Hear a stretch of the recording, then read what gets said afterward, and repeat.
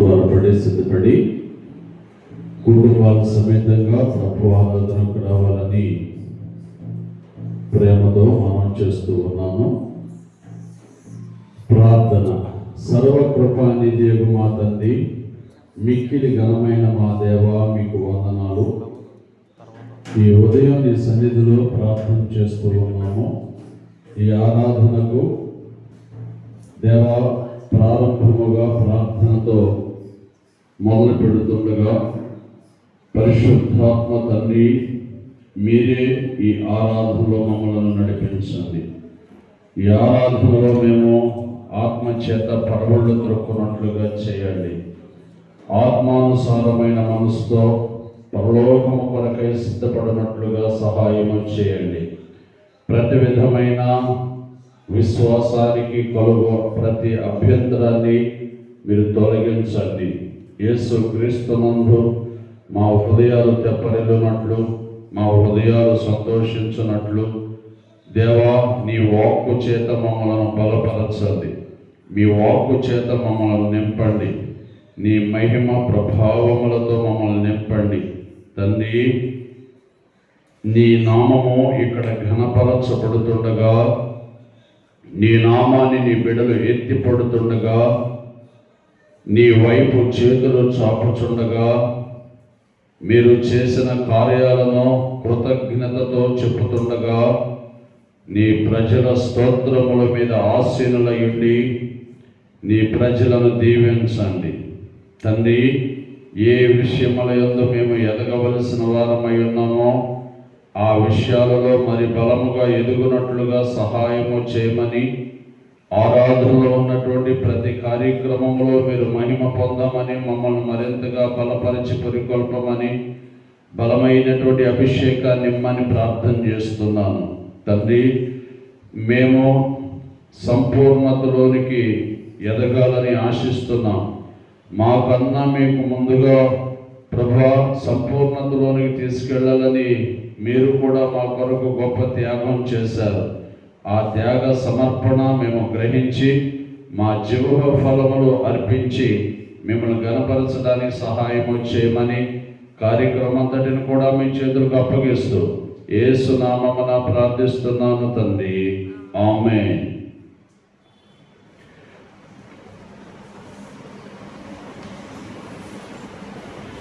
స్తోత్రం.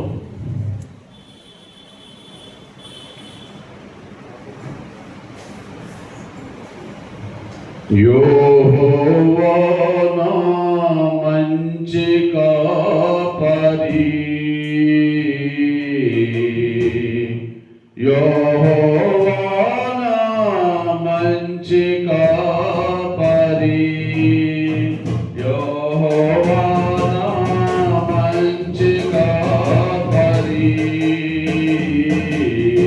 యెహోవా నా మంచి కాపరి.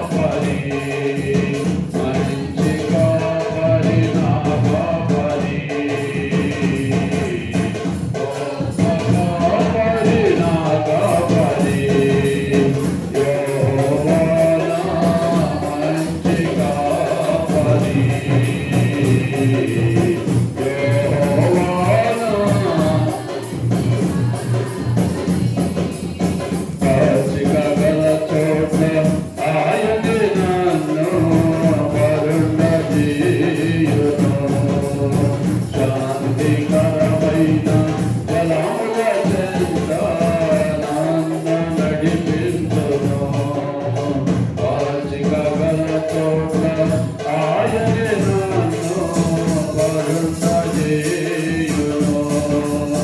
శాంతికరమైన జలముల చెంత నన్ను నడిపించును.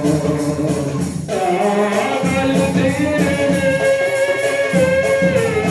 నా దాహము తీరును, నా ఆకలి తీరును, నా దాహము తీరును, నాకులేమి కలుగదు, నేనాయన గొర్రెను. నాకులేమి కలుగదు, నేనాయన గొర్రెను. మంచి కాపరి నా కాపరి, గొప్ప కాపరి నా కాపరి, మంచి కాపరి, గొప్ప కాపరి నా కాపరి. యెహోవా నా మంచి కాపరి, యెహోవా నా మంచి కాపరి.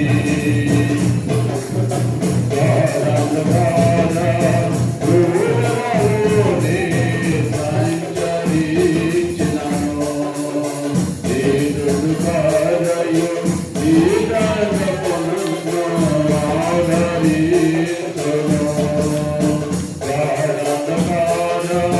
దూరములోనే సంచరించినను, దీనుడు కారయు దీనత్వమును ఆదరించును. నా భయమే పోయెను, నా భారము తీరెను, నా భయమే పోయెను, నా భారము తీరెను, నాకులేమి కలుగదు, నేనాయన గొర్రెను. నాకులేమి కలుగదు, నేనాయన గొర్రెను. మంచి కాపరి నా కాపరి, గొప్ప కాపరి, మంచి కాపరి నా కాపరి, గొప్ప కాపరి నా కాపరి. యెహోవా నా మంచి కాపరి, యెహోవా నా మంచి కాపరి, యెహోవా నా మంచి కాపరి, యెహోవా నా మంచి కాపరి. హల్లెలూయా.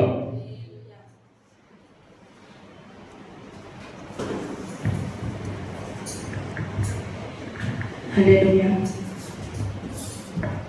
కాలం సమయం నాదేనంటూ అనుకుంటున్నావా? రోజులన్నీ నావేనంటూ జీవిస్తున్నావా? కాలం సమయం నాదేనంటూ అనుకుంటున్నావా? రోజులన్నీ నావేనంటూ జీవిస్తున్నావా? దేవుని ముందు నిలిచే రోజుంది, దేవునికి బదులిచ్చే రోజుంది, నీరెక్కనప్ప చెప్పే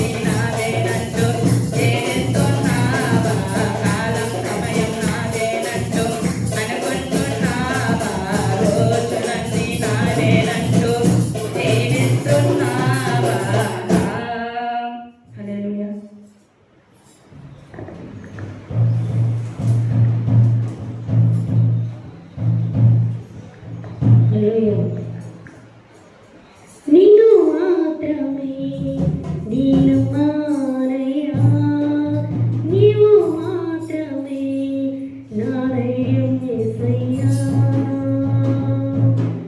నీవు మాత్రమే నేను మానయ్యా నీవు మాత్రమే నా దైవం యేసయ్యా నీ బాహుబలమే నడిపించును నా దినులన్నిటినీ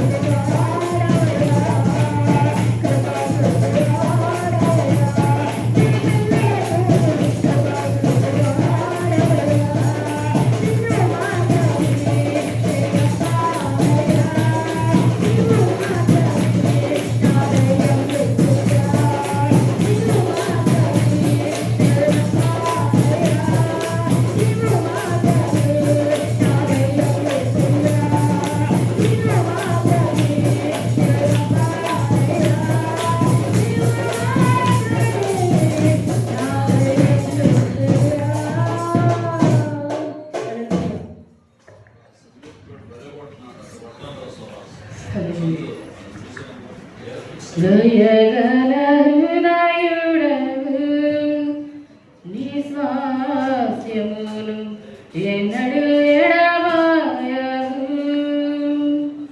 ఎడారిలో ఊటలను జలరాశులలో త్రోవలు ఏర్పరచువాడవు దయగల హృదయుడవు నీ స్వాస్యమును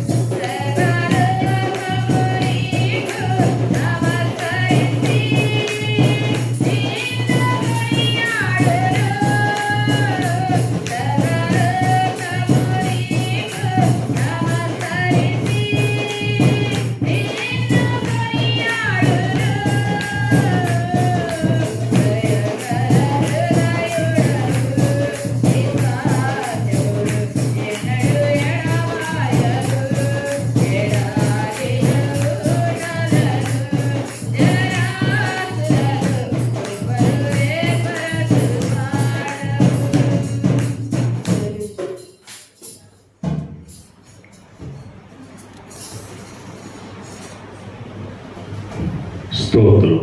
అందరూ నిలబడి రెండు ఉత్సహించి పాడుదుము రక్షణ దుర్గము మన ప్రభు అనే కీర్తన పాడుకుందాం. అందరం కలిసి ఈ పాటను పాడుదాం. రండి ఉత్సాహించి పాడుదము రక్షణ దుర్గము మన ప్రభువే. రండి కృతజ్ఞత స్తోత్రముతో రాజు సన్నిధికి గోధము సాత్రపునామము కీర్తనలం సంతోషగానము చేయుదము. రండి ఉత్సాహించి పాడుదము రక్షణ దుర్గము మన ప్రభువే. మన ప్రభువే మహాదేవుడు గణ మహాక్షము గల రాజు భూమ్యాగాధపురులను భూతల శిఖరములాయనవే.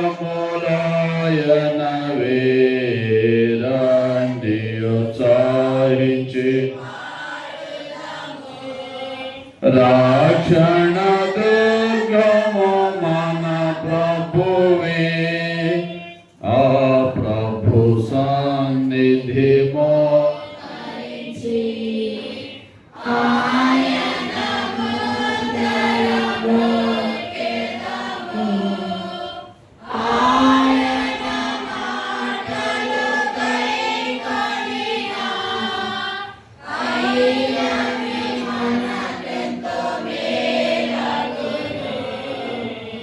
తండ్రి కుమార శుద్ధాత్మకును దగు స్తుతి మహిమలు కల్గుగక ఆదిని ఇప్పుడు నెల్లప్పుడు అయినట్లు యుగములోను ఆమేన్. రండి ఉత్సాహించి పాడుదము రక్షణ దుర్గము. హల్లెలూయా. కీర్తన గ్రంథం 95వ అధ్యాయాన్ని చదువుకుందాం. అక్షయ చదవాలి కీర్తన.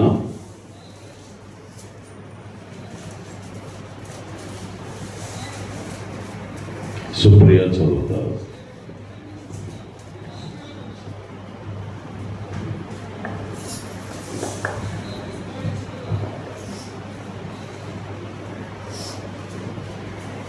రండి యెహోవాను గూర్చి ఉత్సాహ ధ్వని చేయుదము. మన రక్షణ దుర్గమును బట్టి సంతోషగానము చేయుదము. కృతజ్ఞతాస్తుతులతో ఆయన సన్నిధికి వచ్చేదము. కీర్తనలు పాడుచు ఆయన పేరట సంతోషగానము చేయుదము. యెహోవా మహాదేవుడు దేవతలందరికి పైన మహాత్యము గల మహారాజు. భూమి అగాధ స్థలములు ఆయన చేతిలోనున్నవి. పర్వత శిఖరములు ఆయనవే. సముద్రము ఆయనది. ఆయన దాని కలుగజేసెను. ఆయన హస్తములు భూమిని నిర్మించెను. ఆయన మన దేవుడు. మనము ఆయన పాలించు ప్రజలము. ఆయన మేపు గొర్రెలము. రండి నమస్కారము చేసి సాగిలపడుదము. మనలను సృజించిన యెహోవా సన్నిధిని మోకరించుదము. నేడు మీరు ఆయన మాటలు అంగీకరించిన ఎడల ఎంత మేలు. అరణ్యమందు మెరీబా యొద్ద మీరు కఠినపరచుకొనినట్లు మస్సా దినమందు మీరు కఠినపరచుకొనినట్లు మీ హృదయములను కఠినపరచుకొనకుడి. అచ్చట మీ పితరులు నన్ను పరీక్షించి శోధించి నా కార్యములు చూచిరి. 40 ఏండ్ల కాలము ఆ తరము వారి వలన నేను విసిగి వారి హృదయమున తప్పిపోవు ప్రజలు వారు నా మార్గములు తెలుసుకొనలేదని అనుకొంటిని. కావున నేను కోపించి వీరెన్నడూను నా విశ్రాంతిలో ప్రవేశింపకూడదని ప్రమాణము చేసి తిని. ఆమేన్. ప్రార్థన చేసుకుందాం. మహాగణుడు, మహోన్నతుడు, పరిశుద్ధుడైన దేవుడు మన మధ్యలో ఉన్నారు. నన్ను ఆరాధించువారు ఆత్మతో సత్యముతో ఆరాధిస్తారని ప్రభువు చెప్పినట్లుగా అటువంటి ఆరాధనలోనికి మనం వచ్చాము. ఈ ఆరాధనలో దేవుడు మనతో మాట్లాడతారు, మనల్ని దర్శిస్తాడు, తన వాక్ ఇస్తారు, తన ప్రత్యక్షత ఇస్తారు. మన జీవితాన్ని మరో మలుపులోనికి నడిపించగలిగిన దేవుడు, ఒక క్రొత్త విధానంలోనికి మనల్ని తీసుకెళ్ళగలిగిన దేవుడు. కొన్ని విషయాలు మన భవిష్యత్తును గురించి మాట్లాడగలిగిన దేవదేవునికి అందరం ప్రార్థన చేసుకుందాం.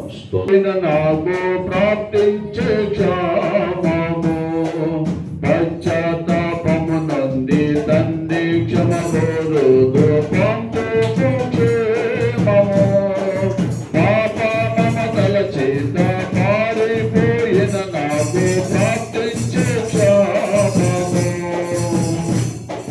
పశ్చాత్తాపము నంది తండ్రి క్షమగోరు పంపు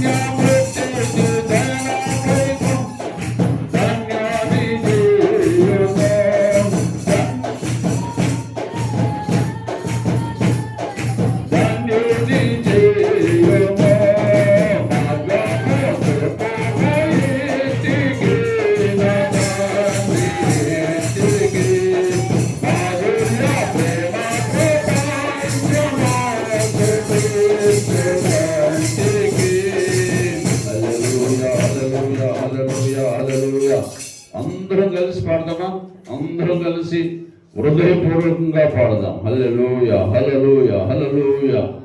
దూరదేశములోన బాగుందనుకోనుచు తప్పితి మార్గము, తరలిపోయిరి నేను నమ్మిన హితులెల్లా తరిమే దారిద్ర్యము. రెండోసారి అందరూ. దూరదేశములోన బాగుందనుకోనుచు తప్పితి మార్గము, తరలిపోయిరి నేను నమ్మిన హితులెల్లా తరిమే దారిద్ర్యము. దాక్షణ్యం. అందరూ ధ్యానపూర్వకంగా. అవి పిల్లలు కూడా ఎవరు కదలొద్దు. మనసంతా ఇక్కడ పెట్టండి, ధ్యాసంతా ఇక్కడ పెట్టండి, కదలొద్దు, దిక్కులు చూడొద్దు. పెద్దవాళ్ళు కూడా దయచేసి దిక్కులు చూడబాకండి, ధ్యానంలో ఉండండి. పాట ద్వారా కూడా ప్రభు దర్శిస్తాడు, పాట ద్వారా కూడా హృదయం కదిలించబడింది. ప్రభు ఆరాధనలో ఉన్నాం. మన ధ్యాస శ్వాస గాలి మీద కాదు కానీ, శ్వాస మీద కాదు కానీ ధ్యాస, శ్వాసంతా కూడా లేక ధ్యాసంతా దేవుని మీద పెట్టి మనసారా కొన్ని నిమిషాలు ప్రభు సన్నిధిలో మనం పరవశిద్దాం. జీవితమంతా హడావుడి, బ్రతుకంతా హడావుడే, పరుగులెత్తుతున్నటువంటి జీవితం, హడావుడైపోతున్నటువంటి జీవితం. దేవుడు నిన్ను ప్రేమించి ఈరోజు సెలవు దినంగా ప్రకటించారు. ప్రభు సన్నిధిలో ప్రశాంతంగా గడుపు. ఖాళీకి వచ్చి ఉంటావు, బాధతో వచ్చి ఉంటావు, కష్టంతో వచ్చి ఉంటావు, కన్నీళ్లతో వచ్చి ఉంటావు, జబ్బుతో వచ్చి ఉంటావు. దేవుని సన్నిధిలో వాటన్నిటికీ పరిష్కారం జరగాలి. యేసు నామములో దేవుని సన్నిధికి వచ్చిన నీ పట్ల దేవుని కార్యము జరగాలి. నీవు మనస్సును అనగా నీవు హృదయాన్ని కుమ్మరించి ప్రశాంతంగా కొన్ని నిమిషాలు గడిపితే బాగుంటుంది. దిక్కులు చూడొద్దు. మనం రోడ్డు వెంట వెళ్ళేటప్పుడు దిక్కులు చూస్తాం, ఇంట్లో ఉన్నప్పుడు ఏవేవో దిక్కులు చూస్తాం. కానీ ప్రభు సన్నిధిలో ఉన్నప్పుడు మన ధ్యాసంతా ప్రభు మీద పెట్టి చూడండి. అనుభవించాలండి, ప్రభు సన్నిధిని అనుభవించాలి, ప్రభుని అనుభవించాలి. ఆ ప్రభుని మనం అనుభవించాలంటే ఆయనలో లీనమైపోవాలి. ఒకళ్ళేమో పాడుతుంటే ఒకళ్ళేమో మాట్లాడుకుంటుంటే ఇది అనైక్యత, అపవాదికి చోటిచ్చినట్టు. కొంతమంది భారంతో ప్రార్థన చేస్తే కొంతమంది నవ్వుకుంటూ మాటలు చెప్పుకోవడం ధర్మం కాదు కదా. ఇది ప్రభు ధర్మం కాదు, ప్రభు మెచ్చే విషయం కాదు. ప్రార్థన అంటే ప్రార్థనే, ప్రభువుతో మాట్లాడాలి, ఏడవాలి, భారం లేదు, గుండె బ్రద్దలైపోవాలి. జరుగుతున్న పరిస్థితులు, ఎదుర్కొంటున్న కష్టాలను చూస్తే గుండె బ్రద్దలు కావట్లే. ఏం పర్లేదు అనుకుంటున్నారు, ప్లీజ్ దయచేసి ఏం బాగుండలా, నీ కుటుంబం కూడా ఏం బాగుండలా. నువ్వు అనుకున్న పర్లేదు, నాకు అంత బాగుంది, మా ఆయన ఇల్లు ఒక 50,000 చేస్తున్నాను, నేను ఇల్లు 30,000 చేస్తున్నాను, 80,000, ఇబ్బంది లేదు అనుకుంటున్నావు. కానీ భయంకరమైన సంఘటనలు కుటుంబంలో జరుగుతున్నాయి. అది నీ కుటుంబంలో కూడా ఉన్నాయి. కనుక ఆ పరిస్థితులపై జయము పొందడానికి ఇక్కడ కాసేపు అయినా మనం ప్రభు సన్నిధిలో గడపాలి. లోకం అనుకుంటుంది ఏ బాధ లేదు, నెమ్మదిగా ఉందని. నువ్వు కూడా అనుకుంటే ఎట్లా? వాక్యం ఎరిగిన బిడ్డవి, దేవుని బిడ్డవి, అంగలార్చు. మా బ్రతికి ఇంకన్నాడు బ్రతుకుతాం. 30 ఏళ్ళు దాటినంటే కళ్ళు కనపడతలా, మోక కాళ్ళు అంగట్లా, తిన్నదరగట్లా, పొళ్ళు ఊడిపోతున్నాయి, అవయవాల్లో శక్తి తగ్గిపోతుంది. ఎన్ని జబ్బులు, దేహంలో అన్ని జబ్బులేగా, తిన్నంత జబ్బేగా. ఇది మన పరిస్థితి. ఈ పరిస్థితులు ఎదుర్కోవడానికి ప్రభు సన్నిధిలో కాసేపు మనం ఎందుకు అంగలార్చకూడదు? కాసేపు ఎందుకు ప్రభు సన్నిధిలో ఏడవకూడదు? కాసేపు ఎందుకు ప్రభువుని మనం స్మరించకూడదు? ప్రభువే మనకు ఉపశమనం, ప్రభువే మనకు సంపూర్ణమైన స్వస్థత.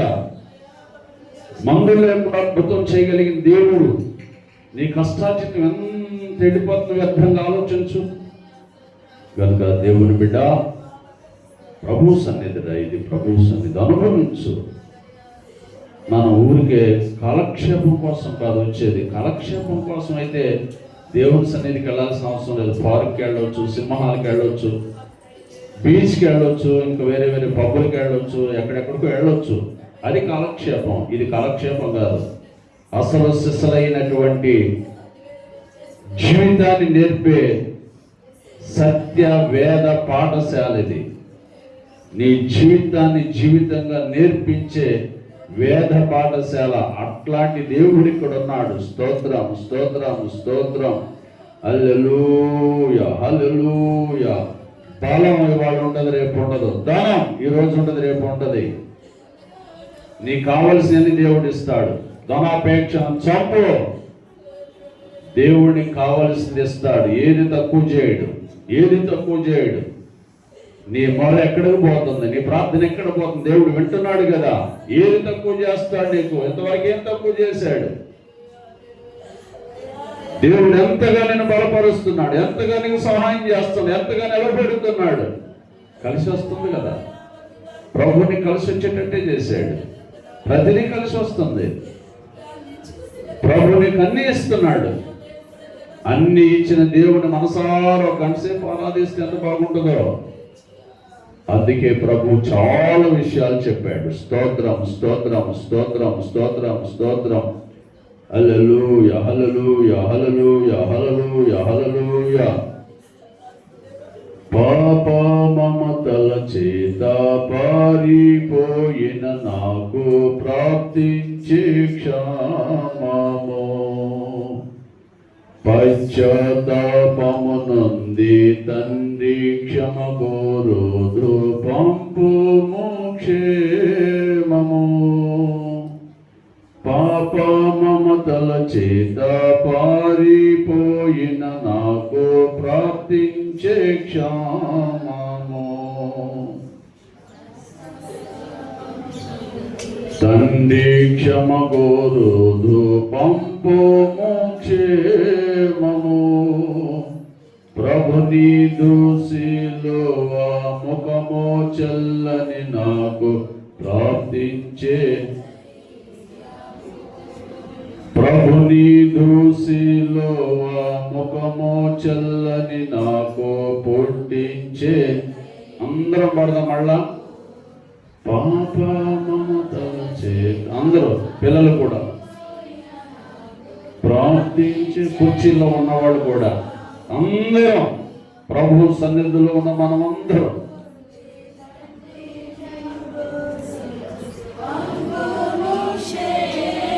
ఇంకొద్దిగా స్వరాలు పెంచుతాం అందరం. పాప మమతల చేత పారిపోయిన నాకు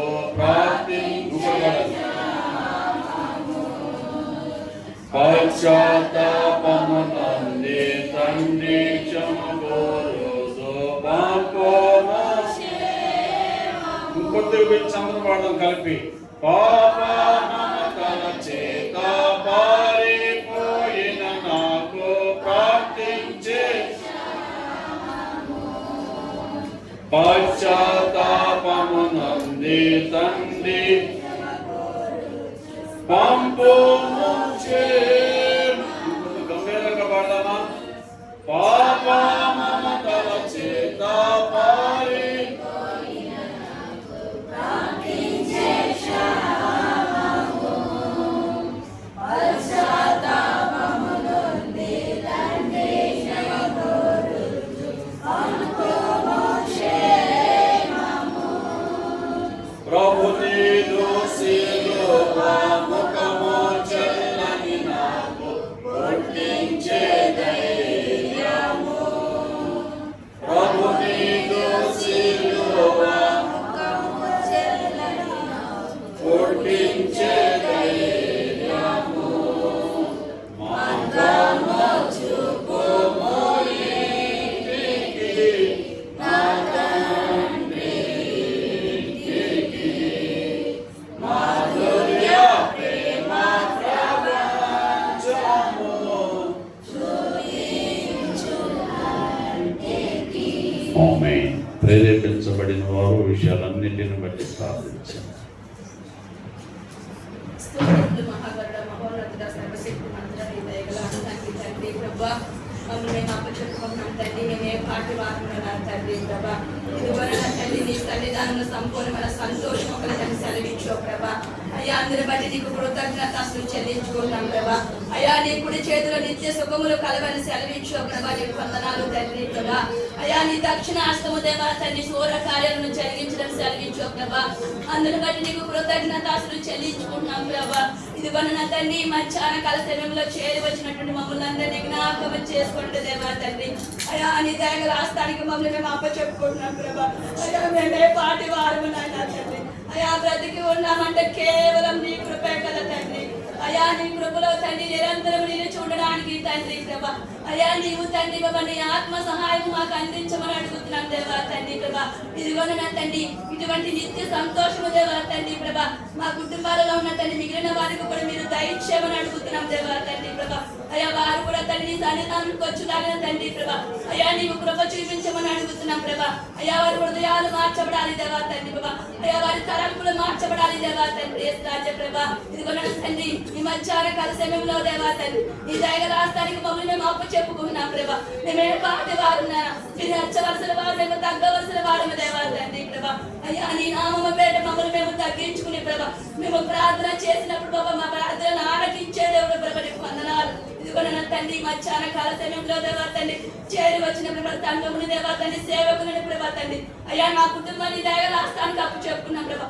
ఎన్నో ఇరుకులు ఎన్నో ఇబ్బందులు ఎన్నో సమస్యలు దేవా తండ్రి అనేక రకాలుగా పంచు ఉంటున్నాడు దేవా తండ్రి. అయ్యా ప్రతి ఒక్క సమస్యల నుంచి ప్రతి ఒక్క పరిస్థితుల నుంచి దేవా తండ్రి ఈ నామములో మాకు విడుదలను దయచేయమని అడుగుతున్నాం ప్రభా. ఈ నామములో తప్ప ఏ నామములో మాకు విడుదల లేదు దేవా తండ్రి. అయ్యా నీ దయగల రాష్ట్రానికి అప్పు చెప్పుకున్నాం ప్రభా. మీరే మాకు సహాయం ఇచ్చేసింది దేవా తండ్రి. లోపల భద్రపరచమని దేవా తండ్రి. అయ్యా నీ తన దాచుడు దేవుడు లోపడి దేవా తండ్రి. అయ్యా మాటలాడు చూడగా దేవా తండ్రి మీరే మాతో మాట్లాడమని అడుగుతున్నాం దేవా తండ్రి. అయ్యా మండుచున్నటువంటి అగ్ని పొదలో నుంచి దేవా తండ్రి. అయ్యా నువ్వు మోషేతో మాట్లాడడం ప్రభా నీకు వందనాలు తండ్రి. ఇదిగోనైనా తండ్రి మధ్యాహ్న కాల సమయంలో అయ్యా నీ దగ్గర దాచుడు మాటలాడు చూడగా దేవా తండ్రి ప్రతి ఒక్క వాక్యము చేద దేవా తండ్రి మమ్మల్ని సరిచేయమని మమ్మల్ని హెచ్చరించమని మమ్మల్ని దేవా తండ్రి ప్రవేశ రాజా నీ కృపలో నిన్ను చూడడానికి మీరే మాకు సహాయం ఇచ్చేయమని అటువంటి ఆత్మ సహాయం తండ్రి. అయ్యా నీ దగ్గర దాసుడికి దేవా తండ్రి చేరవచ్చిన మాకులు దేవా తండ్రి ప్రభా మీరే మాకు అనుగ్రహించి సహాయం చేసి కృపలో భద్రపరచమని యేసయ్య పరిశుద్ధ నామములో అడిగి వేడుకుని ప్రార్థిస్తున్నాము మా పరలోకపు తండ్రి. ఆమేన్. ఆమేన్. సాక్ష్యాలు సమయం ప్రభు కార్యాలను మీరు సాక్షమించెదా మన స్వామి యేసు దేవుడా సాక్షమించెదా సాక్ష్యమనన కలిన వినిన సంగతులను తెలుసుకొని సాక్ష్యమించే కొరకు నన్ను స్వామి రక్షించెదా సాక్ష్యమించెదా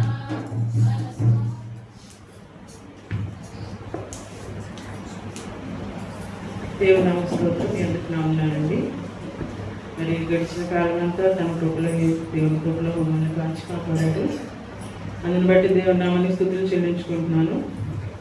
మరి గత మంగళవారం ఆదివారం మేమైతే వెళ్ళాము మా ఊరిలోకి వెళ్ళాము.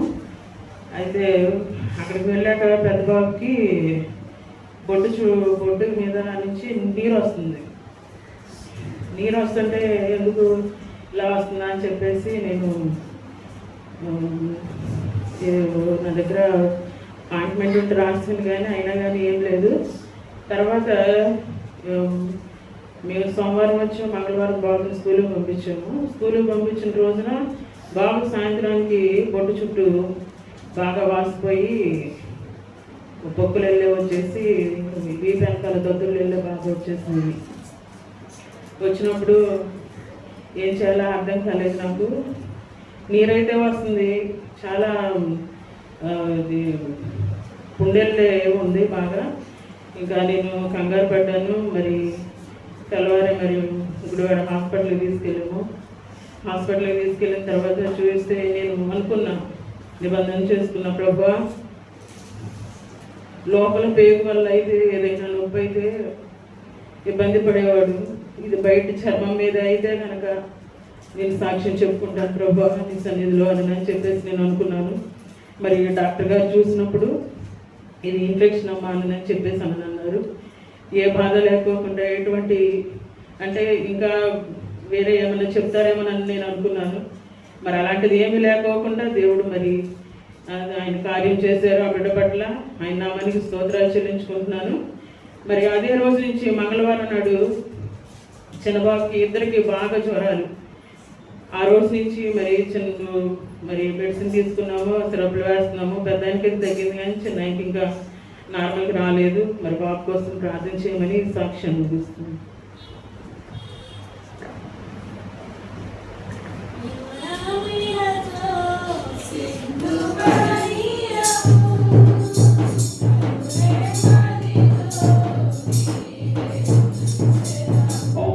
దయగలిగిన తండ్రి మీకు వందనాలు. సాక్ష్యం ఇచ్చిన బిడ్డను బట్టి స్తోత్రం చెల్లిస్తూ చేసిన కార్యాలను బట్టి కృతజ్ఞతలు. కొన్ని నిమిషాలు వాక్యం ధ్యానం చేయబోతాము. నిలబడిన నన్ను మీ ఆత్మతో నింపి మీ వాక్కు మా ప్రభువాన్ని బిడ్డలకు వినిపించండి. విన్నని బిడ్డలు దాన్ని వారి జీవితానికి ప్రయోజనకరంగా తీసుకొని మేలు పొందినట్లుగా చేయండి. యేసు నామమున ప్రార్థిస్తున్నాను తండ్రి, ఆమేన్. యేసు ప్రభు నామములో మీకు అందరికీ వందనాలు. దేవుని మహా దయ చొప్పున ఈరోజు దేవుడిని ఆరాధించుకోవడానికి ప్రభువు సహాయం చేశారు. దేవుని వాక్యంలో ఉన్నటువంటి కొన్ని విషయాలు మనం ధ్యానిస్తున్నప్పుడు దేవుడు మనతో మాట్లాడతారు. ప్రభు ఎప్పుడు మనతో మాట్లాడతారు. వాక్యాన్ని నువ్వు చదువుకున్నా ప్రభు మాట్లాడతాడు. ఒక పాట తీసుకుని పాడుతున్నా ఆ పాటలో నుండి కూడా దేవుడు నీతో మాట్లాడతాడు. ప్రసంగం ద్వారా కూడా ప్రభు నీతో మాట్లాడతాడు. ఆయన మాట్లాడకపోతే మనం బ్రతకలేం. ఆయన మాట మనల్ని బ్రతికిస్తుంది. ఆయన మాట మనల్ని జీవముతో నింపుతుంది. ఆయన మాట మనకి పరలోకపు బాటను వేస్తుందనే సంగతి మనం బాగా గుర్తెరిగి ప్రభు మనసును తెలుసుకొని మనం బలముతో ప్రభు చిత్తములో ముందుకు సాగడానికి ప్రభు ఆత్మ మనందరికీ సహాయము చేయునుగాక. పాత పాటల్లో ఉన్నంత మాధుర్యత క్రొత్త పాటల్లో ఉండదు. ఎందుకనంటే కొన్ని పాటలు బాగుంటాయి, కొన్ని పాటలు అంతగా ఉండవు. ఇప్పుడు పాటలు సహజంగా రాస్తున్నారంటే వాళ్ళ అనుభవాలలో నుండి వాళ్ళు రాస్తున్నారు, వాళ్ళ అనుభవాలు. కానీ పాత పాటలు అంటే వాళ్ళ అనుభవాలు కాదు, వాక్యాన్ని ఎత్తి రాసేవాళ్ళు. ఆ రాయడానికి కూడా నెలలు టైం తీసుకునేవాళ్ళు. ఎందుకంటే ఉపవాసంతో ప్రార్థన చేసి ఆ ప్రార్థన నుండి దేవుడు వాళ్ళకి ఇచ్చినటువంటి ఆ విషయాలను చక్కగా పాటగా వారు రూపొందించారు. అందుకే ఆ పాటలు హృదయానికి ఎంతో పులకరింతను కలిగిస్తాయి. మీకు ఎట్లా ఉంటుందో నాకు తెలియదు, కానీ పాత పాటలు అంటే నా మహాప్రాణం. అవి అలా వింటూ ప్రాణం వదిలినా సంతృప్తిగా ఉంటుంది అనిపిస్తుంది. అంత చక్కని శ్రావ్యమైనటువంటి ఆత్మ ఆలాపన ఉంటుంది అన్నమాట. మరి ఎక్కువగా పాత పాటలు నేర్చుకోండి. కొత్త నేర్చుకోవద్దని కాదు, కానీ నేను కూడా చెప్పను, కొత్త వచ్చినంత ఈజీగా పాతే రాదు, చాలా కష్టం. ఈజీగా వస్తాయి. 2 వచనాలకి అవి అయితే 7, 8, 14 వచనాలు ఒక పాట చాలు, మన ఆరాధన అయిపోద్ది. చిన్న పాటలు కాబట్టి 3, 4, 5, 6 పాటలు పాడుతున్నాం. కానీ పాత పాటలు మనం అంతా కలిసి పాడితే ఎంత అద్భుతంగా ఉంటుందో. అన్వయింపుతో పాడాలి. పాట వచ్చు కానీ నేను పాడకూడదు, పాట వచ్చు కానీ మీరు అన్వయింపుతో పాడుతున్నప్పుడు అది జీవితంలో ఎంతో అద్భుతమైన సత్య కార్యాన్ని చేయడానికి ఉపయోగపడుద్ది. కనుక వీలైనంత వరకు పాత పాటలు కూడా నేర్చుకోండి. 2 పాత పాటలు నేర్చుకోండి. నేను అడుగుతా చాలామందిని పెద్దవాళ్ళని, అమ్మ మీకు ఈ పాట వచ్చా అని. వచ్చాయా అంటారు. కనుక పాత పాటలు కూడా నేర్చుకోండి. వీలైతే మనం పాత పాటల పుస్తకాలు చిన్నవి కాదు, బైబిల్ పెట్టుకొని వచ్చే కాదు, ఖచ్చితంగా పెద్ద సంఘాలు ఉన్నాయి. పెద్ద సంఘాలు అంటే తల్లి సంఘాలు. తల్లి సంఘాలు అంటే తల్లి సంఘాలు ఉంటాయి. తల్లి సంఘాలు అంటే బాప్టిస్టు, సిఎస్ఐ, లూథరను ఇలాంటి వాటిని పెద్ద సంఘాలు లేక మెయిన్ లైన్ సంఘాలు అంటారు. అక్కడికి మందిరానికి ఆ చర్చెస్లోకి వెళ్ళే వాళ్ళకి బైబిల్ ఉంటుంది, పెద్ద పాటల బుక్ ఉంటుంది. ఈ రెండు లేకుండా వాళ్ళు వెళ్ళరు. ఒకళ్ళు పాడతంటే మిగిలిన వాళ్ళందరూ కూడా ఆ బుక్ తెరిచి చక్కగా అందరూ కలిసి పాడతారు. మరి ఈ క్రొత్త ట్రెండ్లో నీ పాట నీదే, నా పాట నాదే అని కలిసి ఉండే తత్వం కోల్పోతుంది. ఏమైనా గ్రహించి చక్కగా కొన్ని పాత పాటలు కూడా మన ఆరాధనలో పాడుతుంటే బాగుంటుంది. అవెంత హృదయానికి ఆదరణ కలిగిస్తుంది. హల్లెలూయా, హల్లెలూయా, హల్లెలూయా. కాస్త నిద్ర భారంతో ఉన్న వాళ్ళు కూడా హల్లెలూయా. నాకు తెలుసు మీరు చాలా చురుకుగా ఉంటారు. ఆమేన్. దేవుడు మిమ్మల్ని దీవించును గాక. మన వాక్య ధ్యానంలోనికి వెళ్ళినప్పుడు గత వారం కూడా నాకు కాస్త డిస్టర్బ్ అయిపోయాను. చెప్పాల్సినంత విషయాన్ని మీ హృదయాల్లో పెట్టాల్సినంత ఆత్మ సంబంధమైన ఆహారాన్ని పెట్టలేకపోయినందుకు నేను చాలా బాధపడ్డాను. మరి మీకు చాలా సిద్ధపడి వస్తారు కదా, సరిగ్గా నేను మీకు దేవుడిచ్చిన విషయాలు మీ మనసులో పెట్టలేకపోతే నేను చాలా కుమిలిపోతూ ఉంటాను.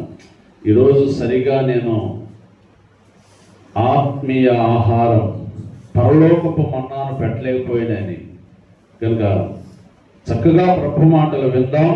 మనం ఒక విషయాన్ని గురించి ఆలోచన చేస్తున్నాం. మనస్సునకు కల్మషము కలుగుతుంది అని చెప్తూ ఉన్నాను. మనస్సునకు కల్మషం నెంబర్ 1 దేని నుండి కలుగుతుంది? నాలుక నుండి. వెనకాలను కూడా చెప్పవచ్చు, నాలుక. మగపిల్లలు కూడా చెప్పవచ్చు. అబ్బాయి ఇక్కడ కదా సండే స్కూల్ వాక్యం, సండే స్కూల్ వాక్యం. రెండోది అన్యజనుల సహవాసం. అన్యజనుల సహవాసం, దాన్ని ఇంకా చాలా ప్రజెంటేషన్ చేయాలి. చాలా విషయాన్ని మీకు అందులో చెప్పాలి. కానీ అది అంత పైన ఏడిపోయింది. అదంతా కాస్త అసంతృప్తిగానే నాకైతే ఉంది. అందుచేత అన్యజనుల సహవాసము మనస్సునకు, మనస్సాక్షికి కల్మషాన్ని కలుగు చేస్తుంది. ఇక మూడవది అంటే తప్పిపోయిన కుమారుడు ఉన్నాడే, తన బుద్ధి కోల్పోయాడు కదా, దుర్వ్యాపారం చేస్తున్నాడు కదా, అతన్ని బట్టి విషయాలన్నీ కూడా మనం ధ్యానించడానికి పరిశుద్ధాత్మ దేవుడు సహాయం చేస్తున్నాడు. హల్లెలూయా. మూడవది లోక మర్యాద. మన మనస్సునకు కల్మషం కలగడానికి కారణం ఏంటంటే మూడవది లోక మర్యాద. చదువుదాం. రోమాపత్రిక 12వ అధ్యాయం 2వ వాక్యాన్ని చదువుదాం. రోమాపత్రిక 12వ అధ్యాయం 2వ వాక్యం. మీరు ఈ లోక మర్యాదను అనుసరింపక, చాలు, మీరు ఈ లోక మర్యాదను అనుసరింపక అని వాక్యములో వ్రాయబడింది. మీరు అనగా దేవుని పిల్లలు, మీరు అనగా పరిశుద్ధ దేవుని సంఘం, మీరు అనగా యాజకులైన, రాజులైన యాజక సమూహం, మీరు అనగా చీకటిలో నుండి ఆశ్చర్యకరమైన వెలుగులోనికి పిలువబడినటువంటి వారు అని. ఈ పరిశుద్ధమైనటువంటి జనాంగమునకు ప్రభు ఇస్తున్నటువంటి మాట ఏంటంటే, ఈ లోక మర్యాదను మీరు అనుసరింపక, ఈ లోక మర్యాదను మీరు అనుసరించవద్దు అని ఖచ్చితంగా లేఖనంలో ప్రభు చెప్పారు. ఆత్మ ద్వారా భక్తుడు ప్రేరేపితుడై వ్రాసినటువంటి విషయం. అంటే లోకానికి ఒక మర్యాద ఉంది, దేవునికి ఒక మర్యాద ఉంది. దేవుని మర్యాద లోక మర్యాద కలిస్తే అది సరిగా ఉండదు. ఆ రెండు కలవడానికి అసలు అవకాశం లేదు. ఇనుము అలాగే మట్టి రెండు కలిపితే అతుక్కుంటాయి అంటారా? అతుక్కో, విడిపోతాయి. అలాగే ప్రకటన గ్రంథంలో ఒక రాజుకి ఒక దర్శనాన్ని దేవుడు ఇచ్చాడు. అది పెద్ద విగ్రహం. అదంట తల ఒకదాంతో చేయబడిందంట, భుజాలేమో ఒకదాంతో చేయబడి, పొట్టేమో ఒకదాంతో చేయబడింది, కాళ్ళు ఒకదాంతో చేయబడ్డాయి, పాదాలు ఒకదాంతో చేయబడ్డాయి.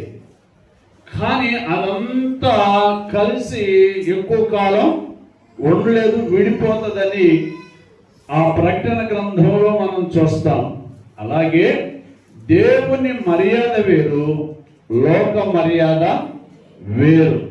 లోక మర్యాదకి దేవుని మర్యాదకి అసలు ఏమాత్రం కూడా పొందిక లేదు. అది వేరు, ఇది వేరు. దేవుని మర్యాద పవిత్రమైంది, లోక మర్యాద అపవిత్రమైంది. దేవుని మర్యాద గౌరవప్రదమైంది, లోక మర్యాద అగౌరవమైనటువంటి పరిస్థితి. ఆలోచించండి, దేవుని మర్యాదకి లోక మర్యాదకి చాలా తేడా ఉంది, పొందిక లేదు. ఎవరైనా లోకంలో ఉన్న పరిస్థితిని చూస్తే, లాజరు పేదోడై ఆ ఒంటి మీద ఉన్నటువంటి కురుపులు కుక్కలు నాకుతుంటే, ఆ ధనవంతుడు వాటిని కూడా బహుశా తినలేదేమో. అందుకే కుక్క పిల్లలు కూడా ఆ సందర్భంలో కుక్క పిల్లలు కూడా వచ్చాయి తిన్నాయి అంటే, వాటితో పాటు ఈయన కూడా ఆ రొట్టె మొక్కలు తిన్నట్లుగా మనం గమనిస్తాం వాక్యంలో. అంటే ఆ పేదవాడికి, ఆ రోగికి ధనవంతుడి దగ్గర గౌరవం ఉందా? లోకమైన గౌరవిస్తుందా? గౌరవించదు. కానీ అదే వ్యక్తి చనిపోయిన తరువాత ఎంత గౌరవం వచ్చింది? అది దేవుని గౌరవం, అది దేవుని మర్యాద. బాగా ఆలోచించండి. స్టెఫను అనబడినటువంటి దేవుని సేవకుడు హతసాక్షి అయిపోయినప్పుడు దేవుడు ఏం చేశాడంట? నిలబడి ఆహ్వానించాడు. అంటే ఎంత మర్యాదో మనం ఆలోచించాలి. ఇది దేవుని యొక్క మర్యాద. అందుచేత ఈరోజు మనము ఉంటే దేవుని మర్యాదలో ఉండాలి, లేకపోతే లోక మర్యాదలో ఉండాలి. ఈ రెండు కలగలుపు కట్టుకుంటే కష్టం. ఈ రెండు కలిపి కొనసాగిస్తే మాత్రం చాలా కష్టం. బాగా ఆలోచించండి. విందు కార్యక్రమానికి తెలుగుదేశం పార్టీ వాళ్ళని పిలిచామనుకో, వైఎస్ కాంగ్రెస్ వాడు వస్తారా? రాదు. ఈయన పిలిచారని వైఎస్ఆర్ వాళ్ళని పిలిచారనుకుంటే తెలుగుదేశం వాడు వస్తారా? రాదు. ఒక్కడే.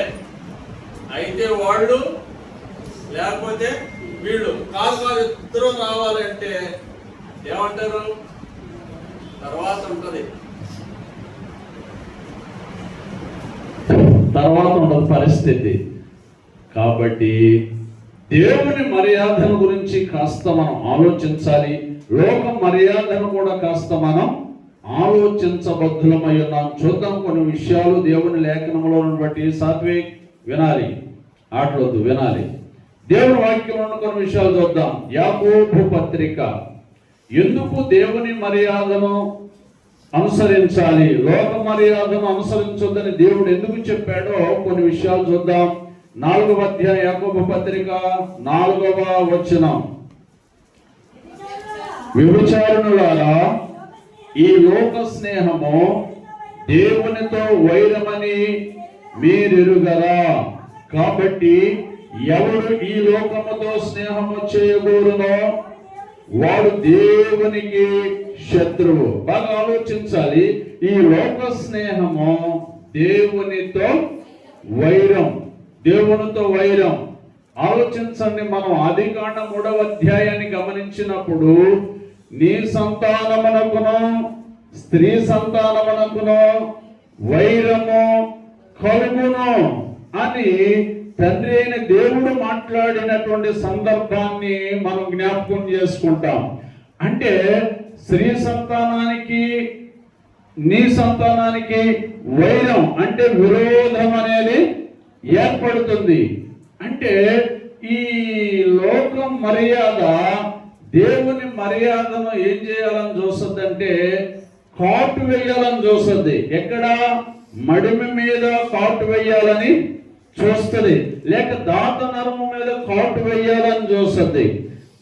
అందుచేత లోక మర్యాద నాశనము కలుగు చేసేది, లోక మర్యాద హానికరమైనటువంటిది అనే విషయాన్ని తండ్రి అయిన దేవుడు ఆ ఆదికాండం 3వ అధ్యాయంలో ఆ మాటల్లో మనం గమనిస్తాం. అది వైరం. అలాగే ఈ లోక స్నేహము చెప్పండి, దేవునితో వైరమని మీరెరుగరా. కాబట్టి ఎవడు లోకముతో స్నేహము చేయకూడనో వాడు దేవునికి శత్రువు. అంటే లోకముతో స్నేహం చేస్తే దేవునికి ఏమవుతారు? శత్రువు అవుతారు. చాలా సందర్భాల్లో నీ అభివృద్ధిని బట్టి నీకు శత్రువులు తయారు కావచ్చు, లేకపోతే నీకున్న మంచి పేరును బట్టి నీకు శత్రువులు తయారు కావచ్చు. కానీ ఇక్కడ నీవు లోక మర్యాదలో వెళుతూ ఉన్నప్పుడు నీవే దేవుడిని ఏం చేసుకుంటావు? శత్రువుని చేసుకుంటావు. దేవుడే శత్రువు అయితే శత్రువు చేతుల నుండి కాపాడేది ఎవరున్నారు? అందుచేత ఈ లోక స్నేహము దేవునితో వైరమని మీరెరుగరా. ఎవరైనాను ఈ లోకముతో స్నేహం చేస్తే వారు దేవునికి శత్రువు అవుతారని దేవుని లేఖన భాగములు రాయబడింది. కనుక లోకముతో మనం స్నేహం చేయకూడదు, లోకముతో స్నేహం చేయకూడదు. బాగా ఆలోచించాలి. లోకముతో స్నేహం చేయకూడదు అంటే దాని ఉద్దేశం ఏంటంటే, ఆలోచించండి, ఒక వజ్రాన్ని వజ్రం మట్లో పడిపోయింది. అది ఎన్నాడున్న తమ యొక్క ప్రకాశతను పోగొట్టుకుంటుందా, లేకపోతే ప్రకాశిస్తూనే ఉంటుందా? ప్రకాశిస్తూనే ఉంటుంది. అంటే దేవుని బిడ్డవైనటువంటి నీవు లోకంలోనే ఉంటావు, కానీ లోకములో ఉన్నటువంటి మస్టు నిన్ను అంటకూడదు. ప్రభు యొక్క ఆ మహిమ, ప్రభు యొక్క ఆ మహిమ కిరణాలు నీవు ప్రసరిస్తూనే ఉండాలి, నీవు ప్రకాశమానముగానే ఉండాలనేది దేవుని యొక్క ఉద్దేశమై ఉంది. అందుచేత ప్రభు లేఖనాన్ని మనం పరిశీలన చేస్తూ ఉన్నప్పుడు మీరు ఈ లోకముతోనైనను లోకములో ఉన్న వాటితోనైనను స్నేహం చేయకూడదు. అవి మీకు దేవుణ్ణి శత్రువులుగా చేస్తాయని లేఖనంలో రాయబడింది. కనుక ఇప్పుడు కొద్దిగా మనం ఆలోచన చేద్దాం. ఈ లేఖనాన్ని బట్టి ఈ లోక స్నేహము దేవునితో వైరము. ఈ లోకముతో స్నేహం చేసినప్పుడు దేవుడు వానికి శత్రువు అయిపోతాడని. అంటే ఈ లోకములో ఉన్నటువంటిది ఏంటి, లోకములో ఉన్నటువంటి పరిస్థితులు ఏంటి అని మనం గమనిస్తే కనుక మొదటి యోహాను పత్రికలో 2వ అధ్యాయాన్ని మనం జ్ఞాపకం చేసుకుంటే, 2వ అధ్యాయాన్ని మనం జ్ఞాపకం చేసుకుంటే అందులో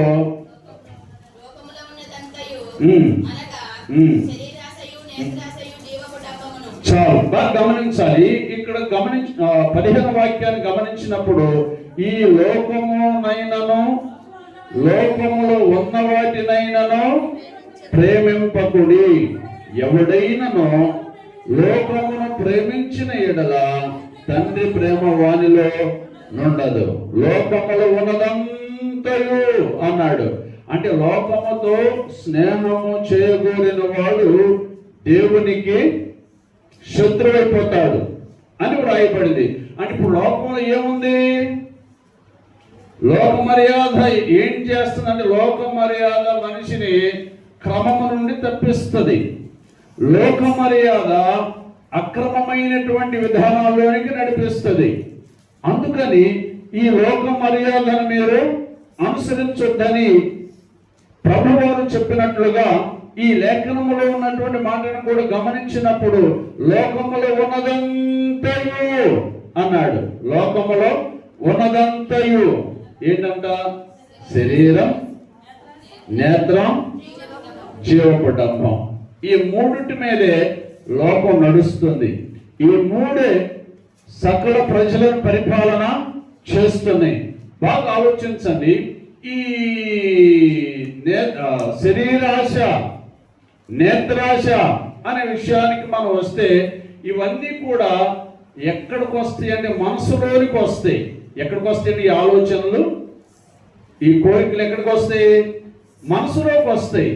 మనసులోనికి వస్తాయి.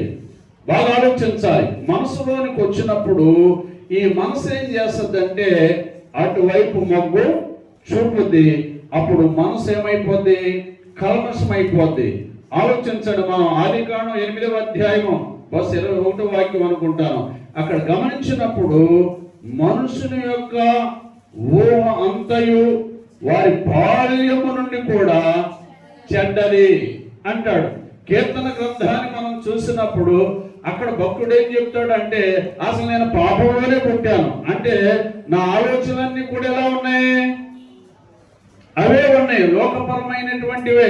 ఇక నాలోనికి ఈ మంచి విషయాలు ఎలా రాగలుగుతాయి అని నా తల్లి పాపములోనే నన్ను గర్భము ధరించాను అని అంటాడు. అంటే అలాగే ఉంది. ఆదికాండం 8వ అధ్యాయంలో మనుషుని యొక్క బాల్యము నుండి తన ఊహంతయు చెడ్డదంటాడు. ఇక్కడేమో నా తల్లి పాపములోనే నన్ను గర్భము ధరించానని ఇక్కడ ఈ భక్తుడు మాట్లాడుతున్నాడు. వీటన్నిటిని కూడా మనం జ్ఞాపకం చేసుకుంటే ఒక మనిషి పవిత్రుడు, ఒక మనిషి ఆలోచన పవిత్రం, ఒక మనిషి మాట యథార్థం.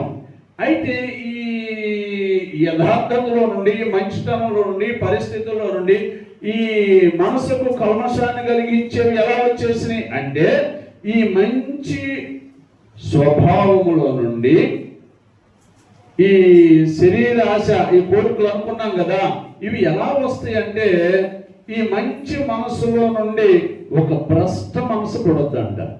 ఈ మంచి మనసులో నుండి భ్రష్ట మనసు పుడద్దంట. భ్రష్ట మనసు. ఈ భ్రష్ట మనసు ఏం చేస్తుందంటే లేని ఊహలన్నిటిని కూడా మనిషి ఆలోచనలోనికి తెస్తుంది. అవి ఏమవుతాయి అంటే రూపం దాలుస్తాయి. భ్రష్ట మనసులో నుండి ఇవన్నీ వస్తాయి అన్నమాట. ఈ లోక సంబంధమైనవన్నీ కూడా వస్తాయి. ఇప్పుడు ఒకరిని ఒకరు అణగదొరుకోవడానికి కారణం ఏంటి? మాట అంటారు, ఒకరు శుభ్రం ఉన్నారు, సంతోషం అండి అంటారు. అది వాస్తవమే. కానీ ఈ మనసులోనికి భ్రష్టమైన మనసు వచ్చేస్తుంది. ఈ మంచి మనసులోనికే భ్రష్టమైనటువంటి మనసు లేక భ్రష్టమైన ఆలోచనలు వస్తాయి.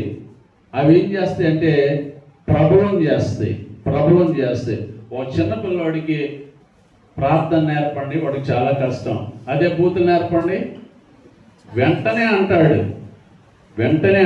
ప్రార్థన నేర్పడం నాకు రావట్లేదు అంటాడు. లేకపోతే వాడు పలకడం చాలా కష్టమైపోద్ది. ఒక మనిషి తన మంచి మనస్సాక్షిలో నుండి భ్రష్ట మనస్సాక్షి, భ్రష్టమైనటువంటిది, భ్రష్టుడు అంటాం కదా. ఆ కయ్యూను మనం చూస్తే ఏమని రాయబడింది? భ్రష్టుడు అంటే నిబ్బరం లేనోడు, గుణం తక్కువడు, ఒక చోట నివాసము చేసేవాడు కాదు, టోటల్గా తనందరికి దేశదెమ్మరి అని వాక్యంలో రాయబడింది. అందుచేత ఈ తమ్ముడిని చంపాలనేటువంటి ఆలోచన ఎక్కడొచ్చింది?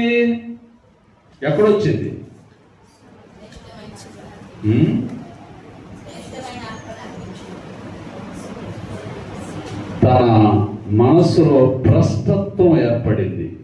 ఆ భ్రష్టత్వంలో నుండి పుట్టిన ఆలోచన ఏంటంటే నా సత్క్రియల కన్నా నా తమ్ముని సత్క్రియలు గొప్పవిగా ఉన్నాయి. నేను దేవుని ఎదుట నా తల ఎత్తుకోలేకపోయాను అని ఆ మంచి మనసులో నుండి భ్రష్ట స్వభావం వచ్చింది. అప్పుడు అనుకున్నాడు, నా తమ్ముడిని ఎలాగైనా చంపాలి. అవే జరుగుతున్నాయి కదా.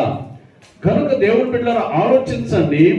దేవుని వాక్యంలో ఉన్నటువంటి సంగతిని మనం ఆలోచన చేస్తున్నప్పుడు లోకముతో స్నేహం చేయదు, ఈ లోకముతో స్నేహం చేయొద్దు, అది దేవునితో వైరం, లోకానికి దేవునికి ఆ మర్యాదకి సెట్ అవ్వదు అని చెప్పినటువంటి లేఖనాన్ని బట్టి మనం ఆలోచన చేస్తే లోకములో ఉన్నదంతా శరీరాశ, నేత్రాశ, జీవపడంబం అన్నాడు. కనుక ఇప్పుడు కయ్యూని యొక్క మనసు మంచిదే, మనసు చాలా మంచిది. కానీ భ్రష్టమైన, అంటే తన హృదయం భ్రష్టత్వపు ఆలోచనలోనికి వెళ్ళింది. ఆ భ్రష్ట ఆలోచనలో అతన్ని అపవిత్రుని చేసింది, నరహంతకుని చేసింది, దేవుని దగ్గరకు రానికుండా చేసింది, దేవునికి లోబడనీయకుండా చేసింది. లోకము దేవునికి నిన్ను లోబడనీయదు. లోక మర్యాద దేవుని పట్ల విధేయత చూపనీయదు.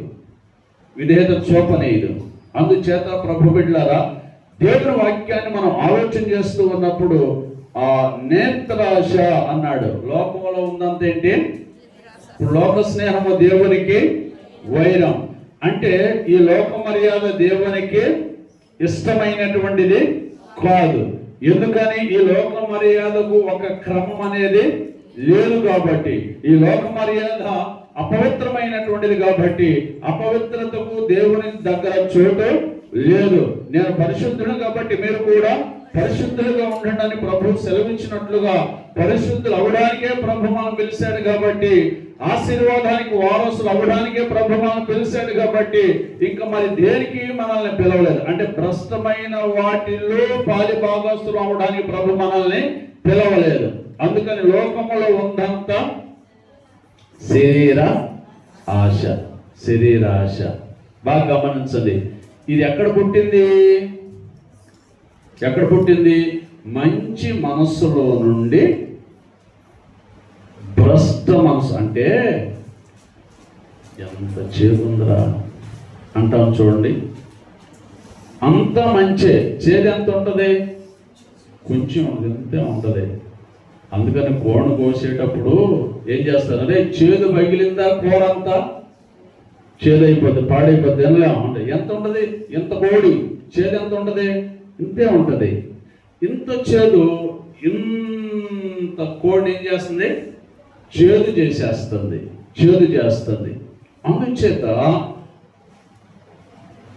ఈ మనసంతా కూడా పవిత్రమైందే, కానీ అందులో నుండి భ్రష్ట స్వభావము వచ్చి ఆ భ్రష్ట మనసులో నుండి ఏవో లేనిపోని యొక్క ఆలోచనలు ప్రారంభమై అవి ఏమవుతున్నాయంటే ప్రాకారాలులాగా మనసులో స్థిరపడిపోతున్నాయి అనే సంగతి మనం ఆలోచించాలి. కనుక ఏముందండి? శరీర ఆశ. ఇది లోక మర్యాద. శరీరాశ అనేది లోక మర్యాద. చూద్దాం, కొన్ని మాటలు మీకు జ్ఞాపకం చేస్తాను. గలతీ పత్రికలోనికి వస్తే, గలతీ పత్రికలో ఒక మాట మనం చూద్దాం. 6వ అధ్యాయము 5వ అధ్యాయం 19వ వాక్యం. శరీర కార్యములు స్పష్టంగా ఉన్నాయి. అవి ఏంటంటే జారత్వం, అపవిత్రత, కామకత్వం, విగ్రహారాధన, వ్యభిచారం, అభిచారం, ద్వేషం, కలహం, మత్సరం, క్రోధం, కక్షలు, భేదాలు, విమతములు, అసూయలు, మద్దతులు, అల్లరితో కూడిన ఎన్నుండి మొత్తం 16 ఉన్నాయి. 16ఏనా? 15 ఉన్నాయి. అల్లరితో కూడిన ఆటపాటతో కూడా కలిసా 15 ఉన్నాయి. నేను 16 అనుకున్నాను. ఓకే, బై మిస్టేక్ అవ్వచ్చు. 15 ఉన్నాయి. ఈ 15 కూడా దేనికి సంబంధించినవి? శరీరానికి సంబంధించినవి. శరీరం ఏం కోరుకుంటుంది? లోక మర్యాదను కోరుకుంటుంది. మనలో ఆత్మ ఉంది. ఆత్మ ఏం కోరుకుంటుంది? దేవుని మర్యాదను. ఆత్మ ఎప్పుడు కూడా శరీరానికి ప్రోత్సహించేది కాదు, శరీరానికి విరోధంగా ఉండేది ఆత్మ. శరీరం చేసే పనులన్నీ కూడా మంచివి కాదు, కానీ ఆత్మ చేసే ప్రతి పని మంచిది. ఆత్మ చేసే ప్రతి ఆలోచన చాలా గొప్పవిగా ఉంటాయి. కానీ శరీరం ఏం చేస్తుందంటే మనిషిని ఎంతసేపు కూడా దాని వశములో పెట్టుకోవడానికి ప్రయత్నం చేస్తుంది అన్నమాట. అందుచేత ఇక్కడ 15 గుణాలున్నాయి. ఈ 15 గుణాలు కూడా దేనికి సంబంధించినవి? శరీరానికి సంబంధించినవి. ఇవన్నీ కూడా ఏ మర్యాదతో నడుస్తే? లోక మర్యాదతో నడుస్తాయి. ఇది లోక మర్యాద. లోక మర్యాదలో నడుస్తాయి. ఈ 15 లక్షణాలు ప్రతి మనిషిని బాధిస్తాయి. ఈ 15 లక్షణాలు కాకపోయినా ఈ 15 లక్షణాలు ఒక లక్షణమైన మనిషిని ఏం చేస్తుంది? ఆ భ్రష్ట ఆలోచనలోనికి తీసుకొని వెళ్ళద్ది. బాగా ఆలోచిద్దాం. అసలు మనిషికి మధ్యలో కక్ష ఎందుకు వస్తుంది చెప్పండి? ఎందుకు వస్తుందిరా? వచ్చే అవకాశం ఉందా? అసలు మనిషి మధ్యలో ఎందుకు కక్ష వస్తుంది?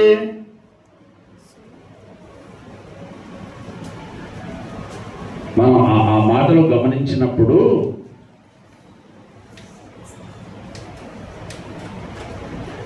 ఆ విషయాలన్నీ చూడండి. భేదాలు అన్నాడు, విమతములు అన్నాడు, కలహం అన్నాడు, ద్వేషం అన్నాడు, మత్సరం అన్నాడు, క్రోధం అన్నాడు, కక్షలు అన్నాడు. అసలు ద్వేషం ఎందుకు వస్తుంది చెప్పండి? ద్వేషం ఎందుకు వస్తుంది? ద్వేషం రావడానికి కారణం ఏం అవసరంలా. ఒక మనిషిని ద్వేషించాలంటే కారణం కావాలా? అది నీ మనస్సు అంతే. నీ మనస్సును బట్టి, నీ మనసులో ఉన్న ఆలోచన బట్టి ద్వేషం అనేది కలుగుద్ది. దానికి అవసరం ఏం లేదురా.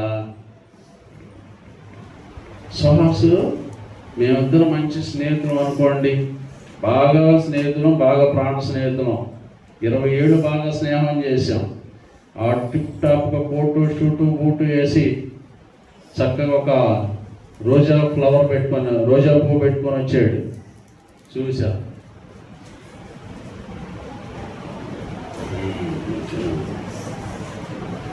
అప్పటి వరకు మా మధ్యలో మంచి సంబంధం ఉంది.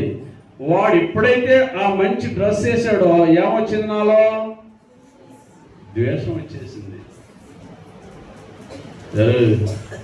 చూపిటకు వచ్చాడు.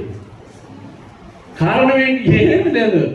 గుర్తుపెట్టుకోండి, మీరు కూడా ద్వేషం వస్తుంది. మనందరికి వస్తుంది. ఇది పెద్ద నీకే వచ్చు నాకే రాదు అని కాదు, అందరిలో ఉంది అది. అసలు ఎందుకు వస్తుందో ఆలోచించండి. ద్వేషం అనేది ఎందుకు వస్తుందో ఆలోచించండి. ఎందుకు వస్తుంది? గిట్టకపోవడం ద్వారా. గిట్టదు అంతే. ఆడు మంచి డ్రెస్ వేసుకున్నాడు, నాకు గిట్ల, అదే ద్వేషం.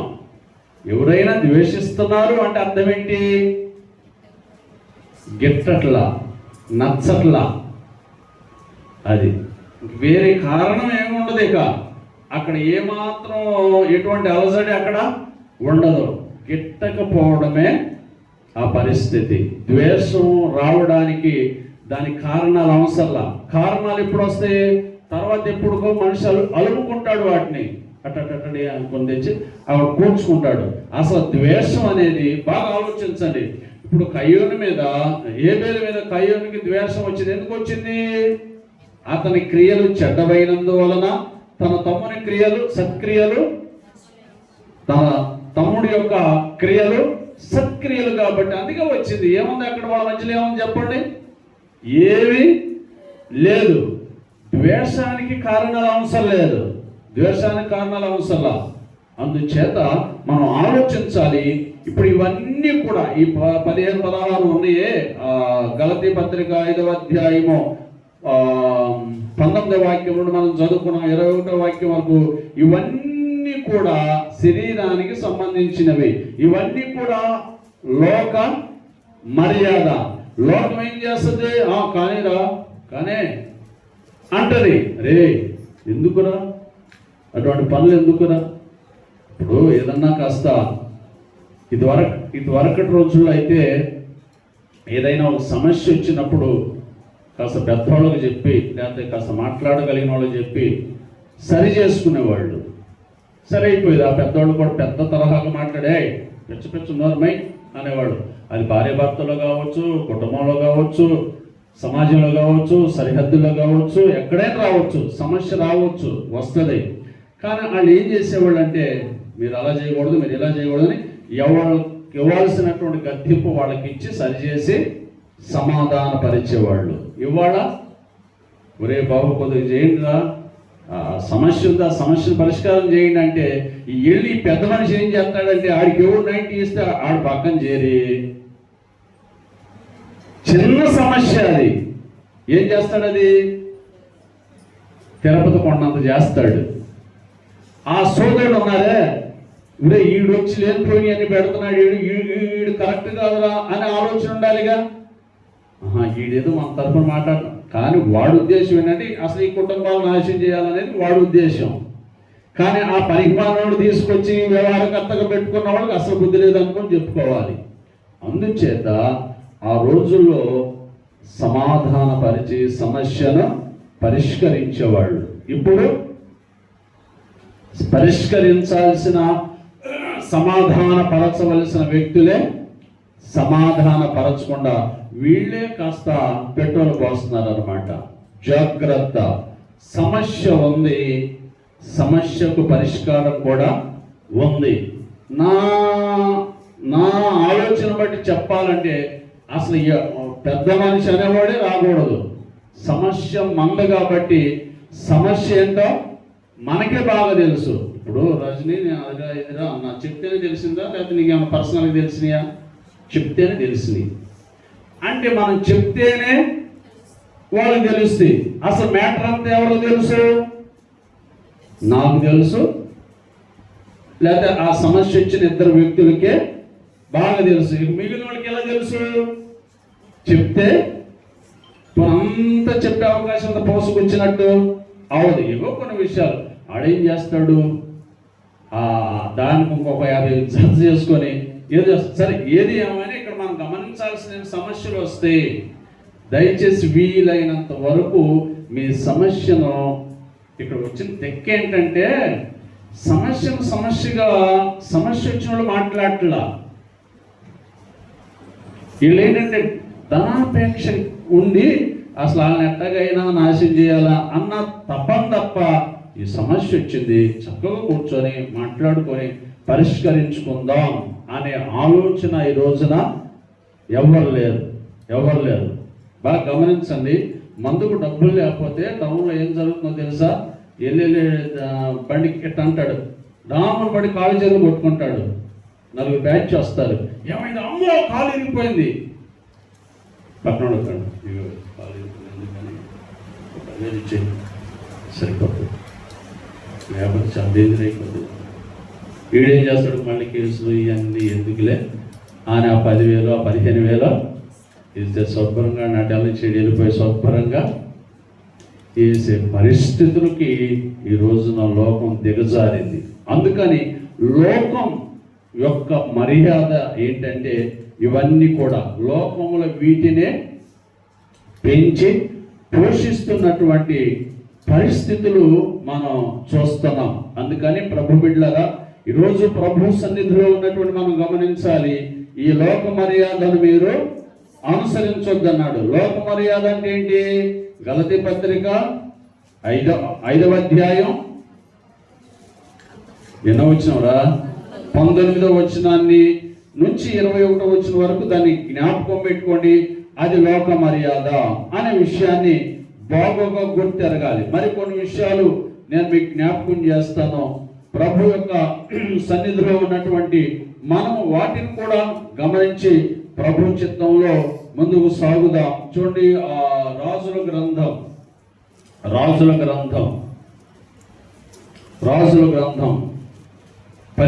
అధ్యాయం.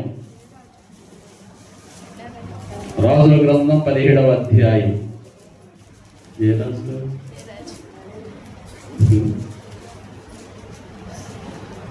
మన 2వ రాజుల గ్రంథం 17వ అధ్యాయం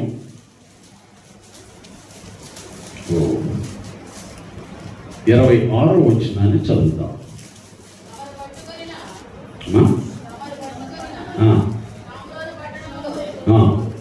తమరు పట్టుకొనిన షోమ్రోను పట్టణములో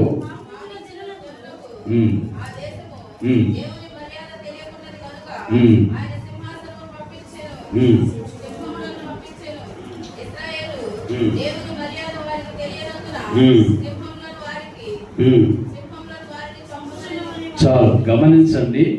ఆ దేశపు దేవుని మర్యాద వాళ్ళకి తెలియకున్నది అని రాయబడింది.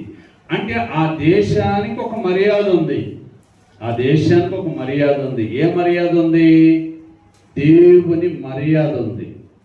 ఆ దేశాన్ని పట్టుకున్నాడే, ఆ పట్టుకున్న వాడికి, ఆ పట్టుకున్న వారి తరపున ప్రజలకి దేవుని మర్యాద తెలియదు, వాళ్ళ మర్యాద తెలుసు. అందుకని ఇక్కడ ఏమన్నాడంటే, తమరు పట్టుకొనిన షోమ్రోను పట్టణములలో తాముంచిన జనులకు ఆ దేశపు దేవుని మర్యాద తెలియకున్నది కాబట్టి ఆయన సింహములను పంపించెను. బాగా గమనించాలి, సింహములను పంపించెను అంటే ఇశ్రాయేలు దేవుని మర్యాద వారికి తెలియనందున, అంటే ఇశ్రాయేలీల దేవుని మర్యాద వాళ్ళకి తెలియలా, ఇశ్రాయేలు దేశపు మర్యాద వాళ్ళకి తెలియలా అని వాక్యంలో రాయబడింది. అంటే వాళ్ళొక మర్యాదలో ఉన్నారు, వాళ్ళొక మర్యాదలో ఉన్నారు, వాళ్ళకొక మర్యాద ఉంది, వాళ్ళకి అన్ని తెలుసు. కానీ దేవుని మర్యాద, ఇశ్రాయేలు యొక్క మర్యాదలు వాళ్ళకి తెలియదు అన్నమాట. సింహాలు వచ్చినాయి అని దేవుడు పంపించాడని ఇక్కడ లేఖనములో మనం చూస్తున్నాం. అయితే దీని గురించి 4 మాటలు చెప్పి నేను ముగించడానికి ప్రయత్నిస్తా. హల్లెలూయా, హల్లెలూయా. దేవుడి బిడ్డలారా, ఇక్కడ మనం గమనించాల్సినటువంటి విషయం ఏంటంటే, వీళ్ళు బహు బలవంతులై ఉండి ఆషూరు రాజు అనేటువంటి వాడు సమస్త దేశాలను పట్టుకొని అన్నిటినీ జయించుకుంటూ వచ్చినటువంటి సందర్భం మనం అక్కడ గమనిస్తాం. అన్ని పట్టుకున్నాడు. చివరాఖరికి ఎక్కడికి వచ్చాడు? షోమ్రోను కూడా వచ్చి, షోమ్రోను అంటే ఇశ్రాయేలీల రాజు షోమ్రోనులో ఉండి పరిపాలన చేస్తాడు ఆ ప్రజల్ని, ఇశ్రాయేల్ ప్రజల్ని. ఇశ్రాయేల్ ప్రజల రాజధాని షోమ్రోను.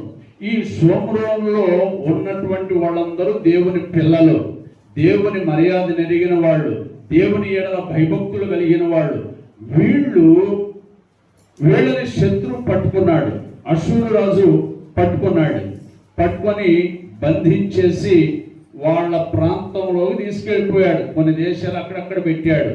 ఈ షోమ్రోనులోనికి ఏం చేశాడంటే, కొంతమంది తన వాళ్ళను పంపించారు. అది చాలా సమృద్ధి కలిగిన దేశం రా, శుభ్రంగా మీరు అనుభవించండి, వెళ్ళండి, ఆ ప్రాంతం చాలా బాగుంటుందని తన వారిని, తమ దేశపు వారిని ఎక్కడ పంపించాడు?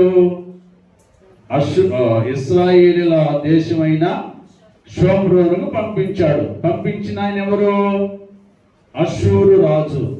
ఎవరు పంపించాడు? తమ ప్రజలను పంపించాడు. ఎక్కడికి?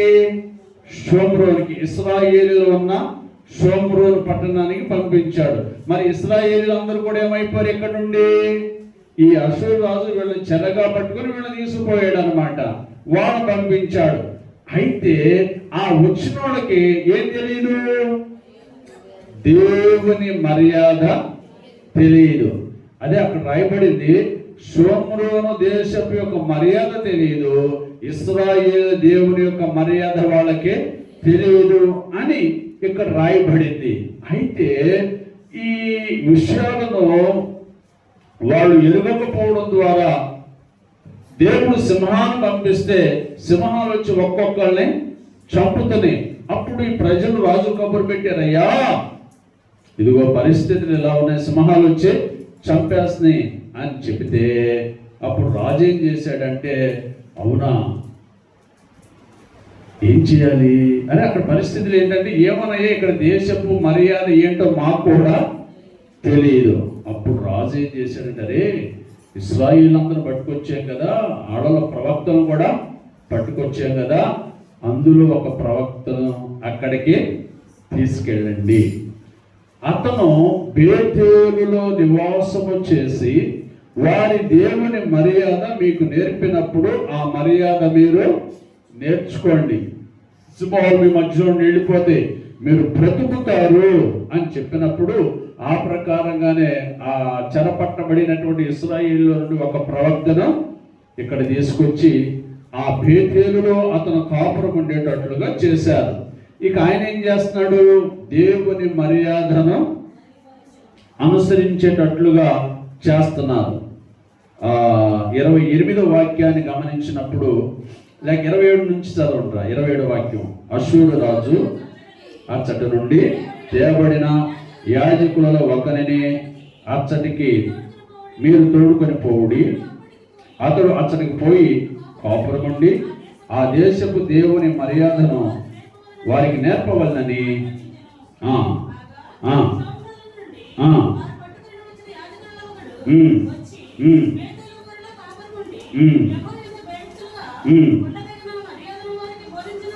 ఆమె ఇప్పుడు ఎక్కడున్నాడు ఆయన? ప్రవక్త బేతేలులో ఉండాలి. ఏం చేయాలి? ఆ ప్రజలకి దేవుని మర్యాదను నేర్పాలి. ఎందుకు? సింహాల బారి నుండి తప్పించబడి ఆ దేవుని కనికరము వాళ్ళ మీదకి రావడం కొరకు. అంటే అక్కడ సేవకుని యొక్క ప్రాధాన్యత ఎంత ఉందో ఆలోచించాలి. అంటే సేవకుడు ఏమి నేర్పిస్తాడు? దేవుని ఎడల భయభక్తులు. అక్కడ పరిచర్య జరగడానికి అద్భుతం. ఆ అన్య ప్రజలు కూడా మారడానికి చాలా అవకాశం ఉంది. ఎందుకంటే ఈయన ప్రవక్త కాబట్టి, బేతేల్లో ఉన్నాడు కాబట్టి, దేవుని మర్యాద ఇలా ఉంటుంది అలా ఉంటుందని అన్ని విషయాలు చెప్తాడు కాబట్టి ఖచ్చితంగా 10 మంది విన్నా కానీ కనీసం ఒక 2-3 ఆ మాటల వైపు మళ్ళడానికి అవకాశం ఉంది, మారడానికి అవకాశం ఉంది. అదొక ఛాన్స్గా ఆయన తీసుకున్నాడు. తొదకు వాళ్ళకి దేవుని ఎడల భయభక్తులు నేర్పించడానికి ఆ ప్రవక్త అక్కడికి నడిపించబడినట్లుగా మనం చూస్తాం. దేవుని ఎడల భయభక్తులు, దేవుని మర్యాద వాళ్ళకి నేర్పిస్తూ ఉన్నాడు. అందుచేత ప్రభు బిడ్డలారా, దేవుని సేవకుడు ఏం చేస్తాడంటే దేవుని మర్యాదలను నేర్పిస్తాడు. ఎందుకు? ఇటువంటి సింహాల బారిన పడకుండా, ఎటువంటి నష్టము పాలు కాకుండా, ఎటువంటి ప్రమాదాలు జరగకుండా సేవకుడు దేవుని మర్యాదలోనికి, దేవుని క్రమాలలోనికి, క్షేమకరమైన పరిస్థితుల్లోనికి నడిపిస్తాడు అనే సంగతి గమనించాలి. అయితే ఇక్కడ విషయాన్ని మనం ఆలోచన చేసినప్పుడు ఈ ప్రవక్త వచ్చి వాళ్ళందరికీ చక్కగా నేర్పిస్తూ ఉన్నాడు. అయితే ఇశ్రాయేలీయులకు ఉన్నటువంటి పరిస్థితి చూడండి. వీళ్ళకి ఒక మర్యాద ఉంది కదా, వీళ్ళ దేవుడు మర్యాదస్తుడు, వీళ్ళ మర్యాదలు ఎంత చక్కగా ఉంటుందండి. కానీ వీళ్ళు వెళ్ళి ఎక్కడెక్కడ ఉన్నారో మీకు జ్ఞాపకం చేస్తా. వాళ్ళు ఇశ్రాయేలు ఎక్కడెక్కడికి వెళ్ళారో మీకు జ్ఞాపకం చేస్తాం. చూడండి 24వ వాక్యం. అష్షూరు రాజు బబులోను, కూత, అవ్వా, హమాతు, సెపర్వయీము ఆ దేశంలో నుండి జనులను రప్పించి, అంటే ఆ దేశాలలో ఉన్నటువంటి వాళ్ళందరినీ ఇశ్రాయేల్ దేశానికి తీసుకొచ్చాడు. ఇశ్రాయేలీలేమో ఆ దేశాల్లోనికి వెళ్ళారు. ఇప్పుడు కిందకు వచ్చి కొద్దిగా మనం ఆ మాటలు చదువుకుందాం.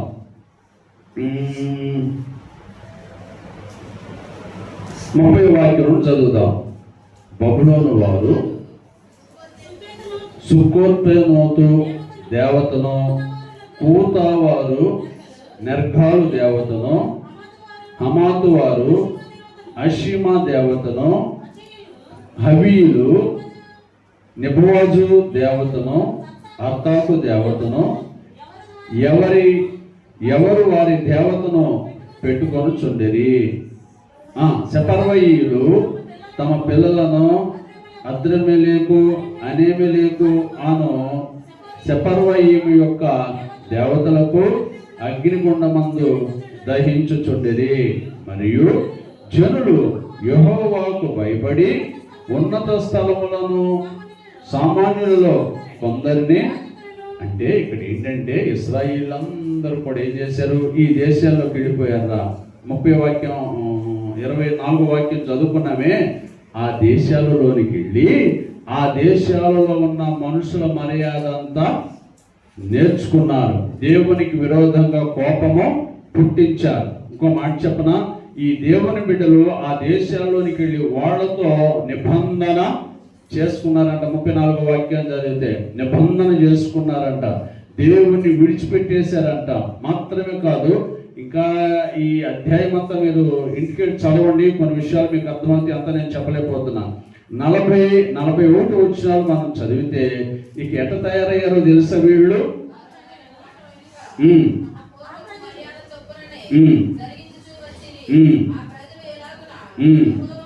సరే, నాకు చెప్పేస్తాను, టైం అయిందిగా.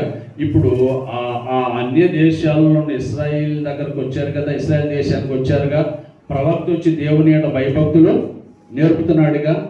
నేర్పుతుంటే వాళ్ళు ఏం చేశారు తెలుసా, నువ్వు చెప్పేది నువ్వు చెప్పుకో, మేము చేసేది మేము చేసుకుంటాం.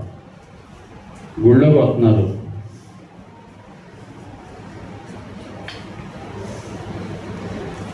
అంటున్నారు, అటు వెళ్తున్నారు, చిందులు డ్యాన్సులు అన్నీ చేస్తున్నారు, కుంకుమ అవన్నీ ఎగరేస్తున్నారు, బలులు అర్పిస్తున్నారు. దాన్ని పోని ఇట్లా, దీన్ని పోని ఇట్లా. సరే, వాళ్ళు అలా చేస్తున్నారు. ఇక ఇశ్రాయేల్ పరిస్థితి కూడా చూస్తే వాళ్ళతో నిబంధన చేసుకున్నారుగా. వాళ్ళు కూడా ఏం చేశారు, అది చేస్తున్నారు, ఇది చేస్తున్నారు. 41 వచ్చిన కూడా చదివితే అర్థమవుతుంది. సరే చదవండి. వారు ఆయన మాట వెనక తమ పూర్వపు మర్యాద చొప్పుననే జరిగించుచూ వచ్చిరి. ఆ ప్రజలు అలాగూ యెహోవా యందు భయభక్తులు గలవారైనను తాము పెట్టుకొనిన విగ్రహములను పూజించుచు వచ్చిరి.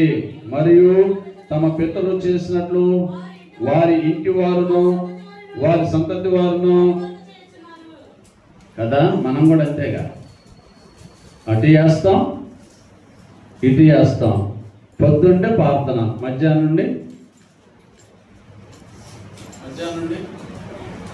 కోలాహలం. ఉంటే ఒక మర్యాదలో ఉండాలి. ఏమవుతుందంటే చూడడానికి ఆనందంగానే ఉండొచ్చు, గొప్ప ప్రమాదం జరుగుతుంది. గొప్ప ప్రమాదం జరుగుతుంది. కనుక ఇప్పుడు వాళ్ళంటే తెలియదు, అన్యులంటే తెలియదు, వీళ్ళంటే ఇశ్రాయేలీలు. వీళ్ళు కూడా వాళ్ళతో స్నేహం చేసి ఏం చేశారు, వాళ్ళ మర్యాదల్ని అనుసరించి ఆ దేవతకి పూజిస్తున్నారు, దేవునికి ప్రార్థన చేస్తున్నారు. అక్కడికి వెళ్ళి బలులు అర్పిస్తున్నారు, ఇక్కడికి వచ్చి ప్రార్థనలు చేస్తున్నారు. ఈరోజు కూడా దేవుని పిల్లల్లో ఇదే చాలా వరకు ఇదే జరుగుతుంది. ఇది అంత మర్యాదకరమైనటువంటిది కాదు, మర్యాదకరమైనటువంటిది కాదు. ఎందుకంటే దాని ద్వారా చాలా ప్రమాదం ఉంటుంది. మీరు ఎప్పుడైనా కృష్ణా నదిలో వేస్తున్నారుగా, అది బోట్లు నడుపుతున్నారు, మీరు చాలా సంతోషంగా, అయ్యా నేను 2 బోట్లకి నేను డబ్బులు కట్టుకుంటా, కానీ ఆ బోటు మీద కాలేస్తా, ఈ బోటు మీద కాలేస్తా, నువ్వు నడుపు అంటే ఒప్పుకుంటారా? దన్నం ఎందుకంట కాదు, కుదరదు, ఒకదాన్ని ఎక్కువ కాదు, 2 అంటే ఆ రెండింటి మీద అడుగేసినప్పుడు ఆ వ్యక్తి ఎలాంటి ప్రమాదాన్ని ఎదుర్కొంటారో, దేవుని మర్యాదను లోక మర్యాదను అనుసరించే వ్యక్తులు కూడా అటువంటి తెలియబడని ప్రమాదానికి గురవుతారు. దయచేసి మనం గుర్తెరిగి మీరు ఈ లోక మర్యాదను అనుసరింపక. ఆమె ప్రార్థన. దయగలిగిన మా తండ్రి, నీ పరిశుద్ధ నామానికి వందనాలు. ఈరోజు మీరు ఇచ్చిన నీ లేఖనాలను బట్టి కృతజ్ఞతలు చెల్లిస్తూ ఈ వాక్యం హృదయంలో ఫలింపచేయమని యేసు నామమున ప్రార్థిస్తున్నాను తండ్రి. ఆమేన్. అందులో నిలబడి పాట పాడు.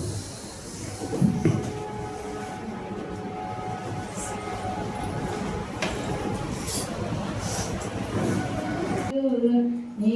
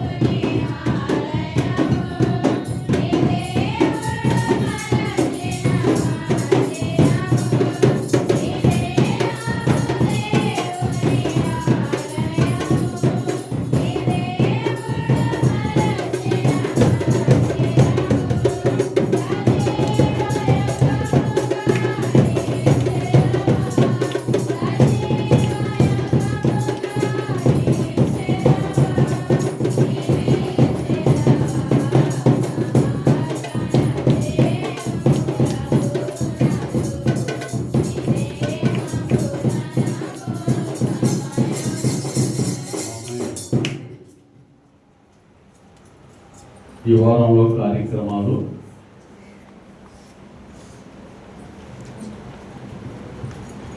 మంగళవారం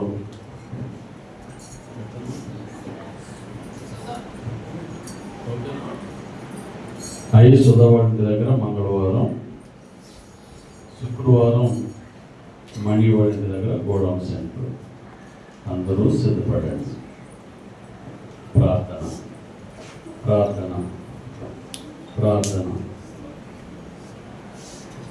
పరిశుద్ధుడు అయిన మా తండ్రి, మహోన్నతుడా, మీకు వందనాలు తండ్రి. మీరు ఇచ్చిన మాటలను బట్టి, మీ సన్నిధిలో మాకు నేర్పిన జ్ఞానోపదేశమును బట్టి, నీ ప్రజలమైన మేము నడవలసిన మర్యాదలు మాకు చూపినందుకు స్తోత్రాలు చెల్లిస్తున్నాం.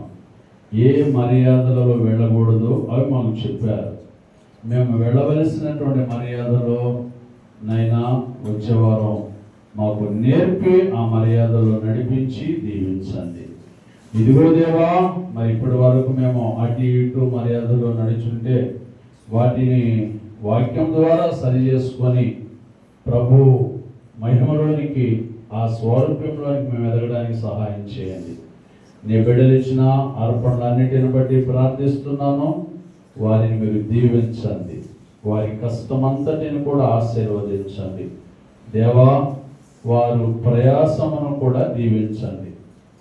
వారి మీద నీ కృప అత్యధికముగా నిలపమని ప్రార్థిస్తున్నాను. నీ బిడ్డలను ఆశీర్వదించండి. అలాగేనైనా మరి వారు తిను ఆహారం నుండి మొదటి ముద్ద తెచ్చి మీ సన్నిధిలో సమర్పించారు గనుక వారి యొక్క ఆహారాన్ని కూడా ఆశీర్వదించండి. మీ లేఖనంలో చెప్పబడినట్లు పిండి పిసుకుని తొట్టియు, గంపయు, నీ గర్భఫలము, నీ భూఫలము, నీ చేతి పని, నీ మార్గములో నువ్వు బయటకు వచ్చినప్పుడు, అలాగే లోనికి వెళ్ళినప్పుడు ఆశీర్వదించబడదు అని సెలవిచ్చారు. ఆ ప్రకారంగా నీ బిడ్డలను దీవించి వారిని బలపరచండి. వాక్యము ద్వారా ఒక్కొక్క విషయాన్ని ఆత్మలో మెరుగుపరుచుకుంటూ మాకు హాని కలిగించే వాటన్నిటిని కూడా విసర్జించి మేలు చేసే వాటిని హత్తుకొని ముందుకు సాగడానికి సహాయం చేయండి. నీ బిడ్డలను ఆశీర్వదించండి. వారి అక్కర్లన్నిటినీ తీర్చండి నైనా. వారి ప్రయత్నాలను మీరు సఫలపరచండి. అలాగేనైనా నీ బిడ్డలందరినీ మీ చేతులకు అప్పగిస్తూ, పరిచయం మీ చేతులకు అప్పగిస్తూ యేసు నామమున ప్రార్థిస్తున్నాను తండ్రి, ఆమేన్. తండ్రి అయిన దేవుని ప్రేమ, కుమారుడైన క్రీస్తు వారి కృప, పరిశుద్ధాత్మ యొక్క సహవాసము ప్రభువు చేరువచ్చిన బిడ్డలందరికీ సదా తోడుగా నడిపించును గాక. ఆమేన్.